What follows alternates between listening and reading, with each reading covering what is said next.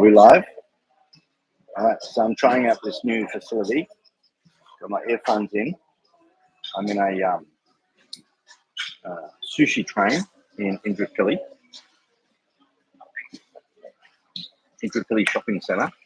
I woke up this morning by the river in Canunga and I took a shower, and they had like this electronic thing where you swipe your credit card for $1 and you get like 3 minutes, and this water just absolutely gushed. It was hot and it was a pretty awesome shower.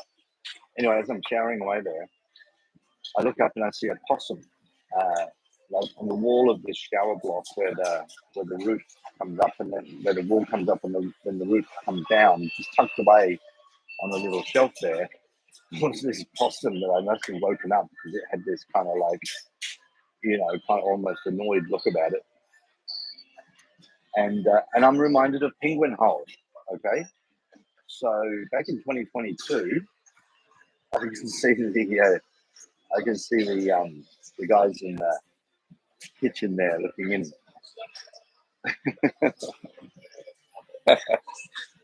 All right, I got some friends. So in 2022, I was in France at this making eco-spirituality accessible residency for 4 weeks. And when I came back from that, that was run by this group called Life Itself. And the actual 4-week residency was run by Rupert Read, Professor Rupert Read, the British philosopher guy and Extinction Rebellion spokesperson and founder of the Majority Project, trying to get more people into climate activism, an ally. Anyway, I came back from that event and I wrote this little booklet called Earthfelt. Earthfelt, a dictionary of feelings inspired by nature. Now, I'm new to this live streaming via YouTube, so let's see whether I can post that into the chat. Yep. Okay, there you go. So, the booklet I'm talking about.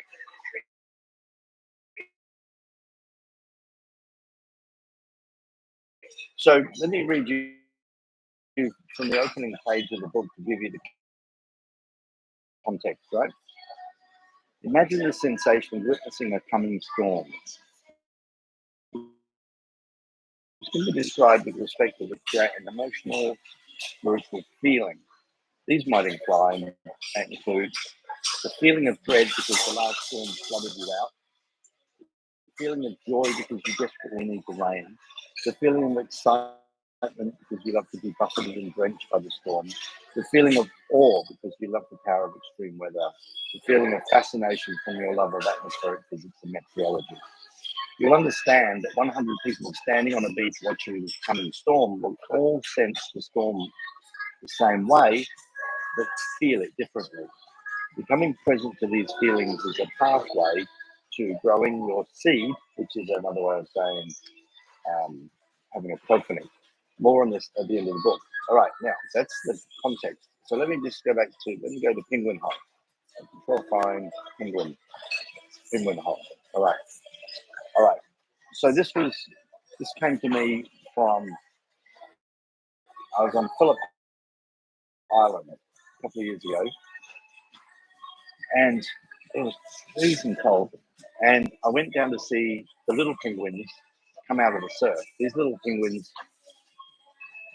they go out to sea for a week or so. They dive into the ocean 1,000 times a day, float around on the surface at night. 1,000 times a day they dive down to catch the fish for the food. And then after a week or so, they swim back to shore, back to their island, back to their beach, and ultimately to go back to their little houses. And they raft up, which is to say a whole bunch of them gather together in a group beyond the surf break. And then when the time comes, they make a dash for it through the surf. And then you're sitting there in this big arena that's been set up for the tourists to watch the penguins. And then the wave washes on the beach. And then as the wave recedes, there's a penguin there. And then another wave comes and crashes on the penguin, and then it recedes. And then there's two penguins there, and one of the penguins starts to walk up the beach. It walks up the beach, it walks under the boardwalk, through the dunes, and it finds a muddy hole in the ground. That's home, right? And I'm sitting there. Well, I didn't actually see a lot of this because it's so cold, and I got there early, so I spent 40 minutes freezing my butt off. But after I'd seen about 5 penguins, I figured that was enough. I didn't get to see them all, but anyway, Penguinhole. So let me read you Penguinhole. So Penguinhole is the feeling you get when you learn that little penguins swim tens of kilometers offshore to feed and return to sleep in small muddy holes in the dunes while you need a 10-minute hot shower and a coffee just to wake up. Penguinhole is the feeling that we Western humans have it easy. So how do you use Penguinhole in a sentence? I was on Phillip Island where I heard the story about the penguins, and it was not until I saw them scampering under the decking to the little holes in the dunes that I had a chilling feeling of Penguinhole. Now, if you look at the booklet, the Earthfelt booklet, I think there's about 100 of these. I'm pretty sure I made 100 of these. Feelings inspired by nature. Okay, and if you want to see that, go to vitasapien.org and then find the link to pocketbooks, and it's in there. All right, that's number one. Number two, Cyclone Debby. It's not a cyclone. It was a hurricane. It is left the coast of the Carolinas. It is now off the coast. It's still revolving. It's still powerful. It's still dumping lots of water, lots of rain. It's not a hurricane. It's not fast enough. Not sure what the prognosis was. I just did a bit of a checkup, but it's going to make another landfall anyway. So there's a lot more rain coming. And by the looks of it, it's going to continue to remain strong enough as a storm that it's actually going to continue up through the eastern seaboard of the United States up in towards Canada. So Debby is still wreaking havoc. All right, next thing. All right, so I was listening to, I downloaded this YouTube to get the audio of it, and I listened to this audio. It's called Protecting the Climate. This is from DW, which is the German news magazine. Protecting the Climate, How the Human Brain Prevents Us from Saving the World. And the caption that they've got written on the thumbnail, it says, "Are we too stupid to save the climate?" Which is, I think the answer to that is definitely maybe. Anyway, there were two things that came out of it. It was really interesting. It's in German, a lot of German speaking, but then translated to English. Okay. So Mercedes topped a lot of flack in the marketing and promotion of their latest, I think the second series. I think that's what it was called. They like this top-notch luxury Mercedes vehicle, and they basically promoted the hell out of it as being some sort of ecological advancement, where in reality this car weighs 2.2 times as much as the average car, produces 50 tons of waste in its production. There's this massive platform that weighs over 1,000 kilograms, huge amount of energy that needs to be invested in it just to move it, and it's basically an ecological horror show. And yet it's been promoted by one of the biggest motor vehicle companies in the world as some sort of ecological savior. Okay, so I just want to say something about that. You know, everybody on this planet has got a responsibility to lead a planeta. It's our birthright. Our birthright and responsibility come together. Okay, but when you're powerful and influential, corporates in particular, right? You've got a higher responsibility. Okay, so if you're the head of marketing for Mercedes, right? You're probably on $200,000 or $300,000 a year, right? You've got all of the networks of friends, you know, and the intelligence and the intellect and you name it. Like you've got a much greater responsibility for the words that come out of your mouth with respect to protecting the planet than the average guy on the street. The same goes with the CEO who would sign off on the marketing plan, and the same goes to the boards of directors that sign off on the CEO. All right.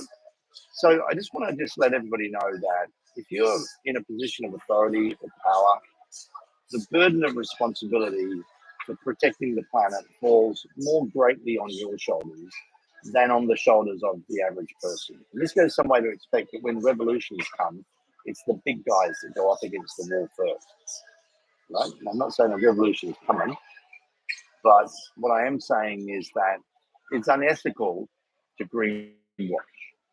Right? In the Vegan moral code, Vegan chivalry, it is unethical to lie about the environmental benefits of a product or service. Okay. Second thing that came out of that, are we too stupid to save the biosphere, climate change, was there was a guy who was doing MRI brain scans, and basically was trying to look at the way the brain was reacting in different sort of scenarios. And what they sort of found was, I'm just trying to think for listeners when I was driving, I didn't get to write it down. It says, your future self is a stranger to you, right? That was the concept. So the idea is that with respect to climate change, we discount our own futures, right? There's an economics term called discounting the future, which means that $1 today is only worth like 80 cents a week or a year from now. You know, so there's like a time discount rate put on things, so things are worth less over time. And so, but that's in economics, it's finance.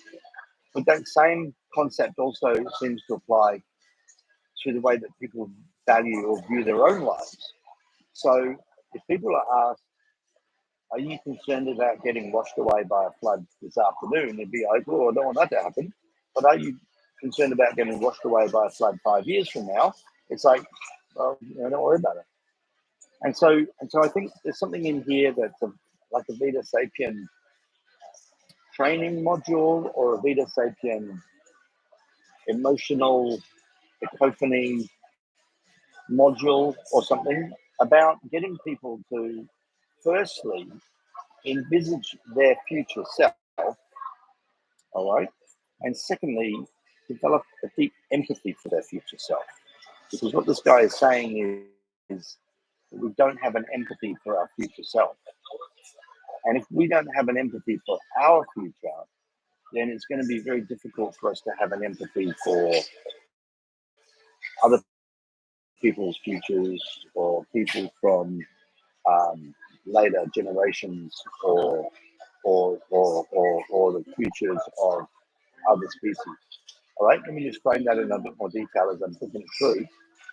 We've got to get people to envisage themselves in the future. Let me try and do that now. I'm 57, so let's say 20 years from now. 20 years from now, things are going to be very, very, very different, right? We're going to have a lot less species. We're going to have a lot less coastlines. There's going to be a lot more turmoil and trouble. There's going to be a lot less food. All right, where am I going to be in 20 years? I don't know. Maybe I'm living out of motel periods, traveling around the Gold Coast hinterland. Anyway, I'm not going to try and do this now. I'm just trying to say that think about that comment that the MRI scans are showing that the further distant time is in people's minds, the less concern they have for themselves. Right? Your future self is a stranger to you. Right? That's enough for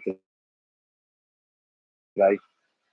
Let's hope this works. Otherwise, I would have gabbed on for 20 minutes for no clear benefit. End stream. Signing off. See you later.